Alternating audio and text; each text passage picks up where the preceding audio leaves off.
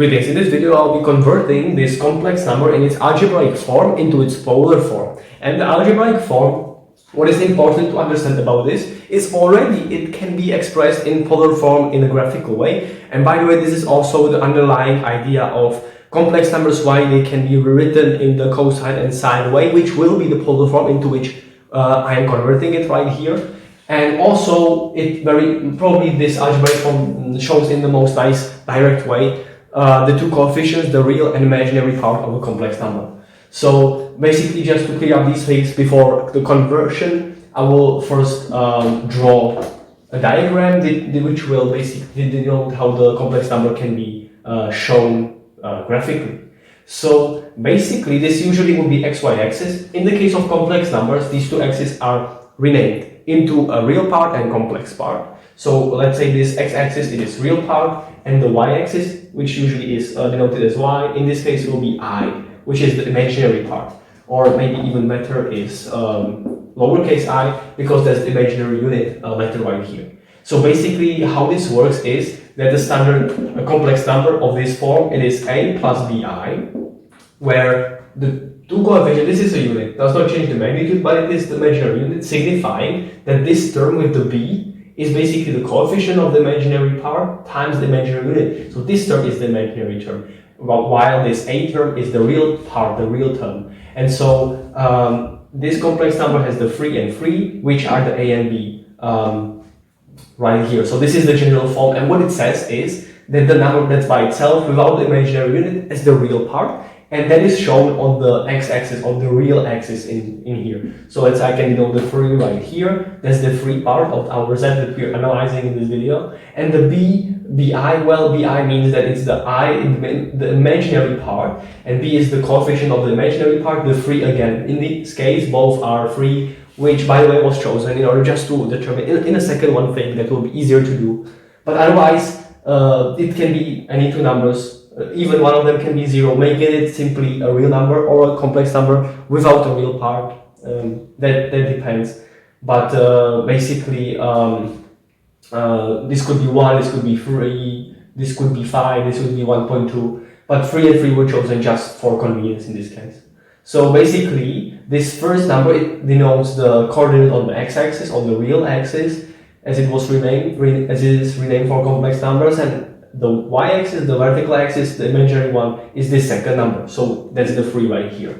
And the imaginary number can be signified graphically as basically finding first all this coordinate. So it is the r and imaginary of z. Basically the coordinate is the real part of z signified as this. So z is the complex number, the 3 plus 3i. Well, the real part is the 3, it's the a, that's basically a.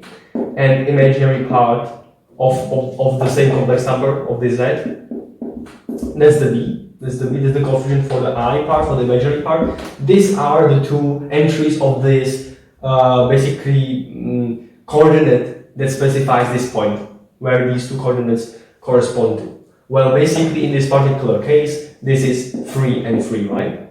And the complex number, it can be shown graphically as a connection of the origin of the xy axis, of the real imaginary axis, to the coordinate, to the point. So this can be seen as basically the z. Or to signify that I'm talking about the magnitude, the length of this arrow right here, basically I can say r, which is a common way to say it. Then also the length of this, the length of it is denoted as the magnitude of z, as follows. It will be calculated using the square root of the squares of these two coordinates. So just like in Pythagorean theorem classically.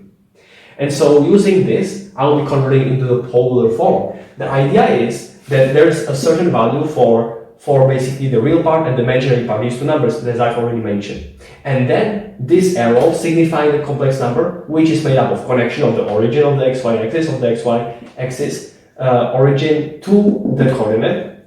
There's an angle it makes with the positive x-axis, with the positive horizontal axis, with the positive real axis in this case. I will denote it as theta. And theta will be the building block of the polar form of the complex number. So basically now it was a plus bi, but in this case, of course, this is still a and b. So I'm just saying these two coefficients are in general called a and b. Well, now in order to convert into polar form, I will rewrite it in the way that the polar form is in the following way. It is the magnitude of the z, therefore the length, scalar length of this arrow, times cosine of theta, which theta is this angle that the complex number arrow makes with the real positive real x, horizontal axis, plus I sine of still the theta here, right? And then this angle will be just inputted here, and once that is done and this is calculated, that's basically the result. That's the result of the conversion from algebraic form into the polar form of the same complex number. So what is left here is to determine the theta here. And the theta can be determined in the following way, that this is known to be free because of this y coordinate, and this is known to be also in length 3. And thanks to that, I can say arc tangent of theta equals, of this angle, equals basically arc tangent of 3 over 3 equals the theta. So this theta will be equal to the arc tangent of 3 over 3 because tangent of 3 over 3 is theta. And so this is arc tangent of 1, and here it comes why the 3 and 3 were chosen same numbers, because this is a well-remembered value of tangent, and it is 45 degrees. In other words, in radians, it's pi over 4. So pi over 4, put it into tangent gives 1. And that's why the same magnitude for both the real part coefficient as well as the imaginary part coefficient was chosen. Alright, so this pi over 4 will go straight into these two thetas. As visible here, as it turns out, both these values, both these arguments have the same value. So for both cosine and I sine, the same arguments apply. They both have the same thing in their arguments, in other words. Alright, so this is already basically 80% through, and the only thing that's left is the magnitude of z. And as I said, the magnitude of z can be written or can be calculated in the following way. It's basically the square root of the squares and its squares of the two components, coefficients.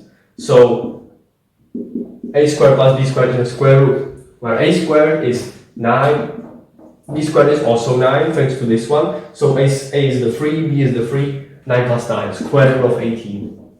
So it turns out that this magnitude is square root of 18. And the polar form in total turns out to be the square root of 18 times cosine of pi over 4 plus I sine pi over 4.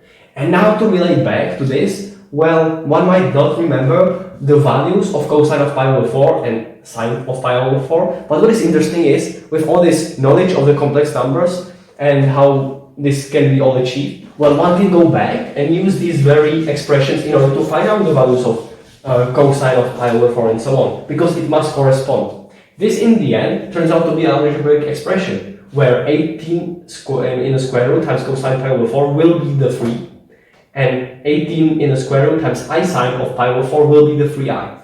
So that means that basically I can multiply it out. This is the base form, this is basically the result. But I'm just doing an extra information, extra development on this realization just to show a little more about it in context. So basically the z can be further written no longer in its default form, because it's not in this big bracket with the magnitude in front, but instead I will multiply it out just to make it more legible for this further analysis. So basically putting the square root of 18 in front of both of the two inside terms, what it gives is I sine of pi over 4 multiplied by the square root of 18 in front, as follows. And what this says is basically that the real part without the I, right? That without the I is this thing, that will be the 3, and this with the I should be the 3i, right? So the i's cancel out, and 3 is equal to square root of 18 times sine of pi over 4, and 3 is equal to, straight here without cancelling out any i's because there are none in the real part, square root of 18 times cosine of pi over 4 equals 3. And thereby I can actually realize the values of cosine of pi over 4. So without knowing cosine of pi over 4, but with knowing the knowledge about complex numbers and knowing the tangent of arctangent of 1 could just figure out pi over 4 and pi over 4 arguments put into cosine and sine, and thereby their values at this argument. So I can create this equation, for example, just for interest. Square root of 18 times cosine of pi over 4 equals 3. Well, both sides can be divided, and this can straight out give the value of cosine of pi over 4. So this is the value of cosine of pi over 4.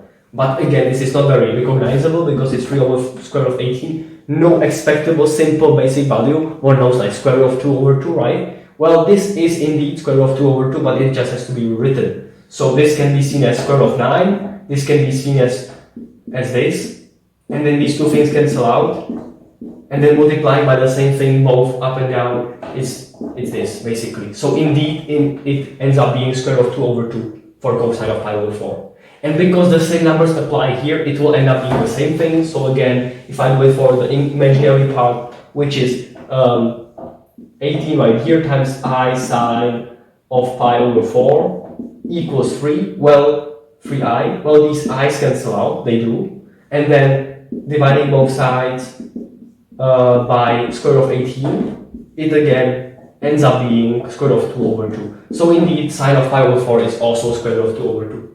Alright, so this is very interesting information. And basically, this was just a way to reinforce the understanding that basically one could know that if cosine of pi over 4 straight away is square root of 2 over 2, and this one as well, well, I can put it back and prove that this indeed makes sense.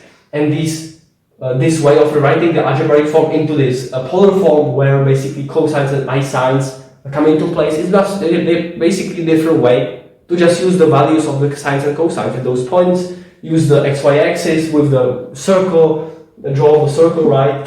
Because there's this circle can be a unit circle, then this radius, well, this gives the basic values for sine and cosine, and then this magnitude basically multiplies in case that indeed the length of the complex number is not 1 but it's something else. So the 1 is multiplied to that original length that it has. In this case, again, it's not 1. In this case, it has to be multiplied by the square root of 18 because the length of this complex number is square root of 18. And so I can just plug in square root of 2 over 2 in here just to prove that I can go back into the algebraic form very easily. So after knowing that this is the correct result, and after knowing all those other things, well, I can put square root of 2 over 2 here, and I can get square root of 18 times square root of 2 over 2 plus square root of 18 I times square root of 2 over 2. Well, indeed, this does give 36 over 2. Yes, plus square root of 36 over 2 I. And which is very nice because this is indeed 3 plus 3i. So indeed, at the end of the day, when one goes back, uses the values that are inputted right here, one can get very quickly back to the algebraic form. And as it turns out, it is actually usually quicker to get from the polar form to the algebraic form, and it took us a little longer to get from the algebraic form to this polar form.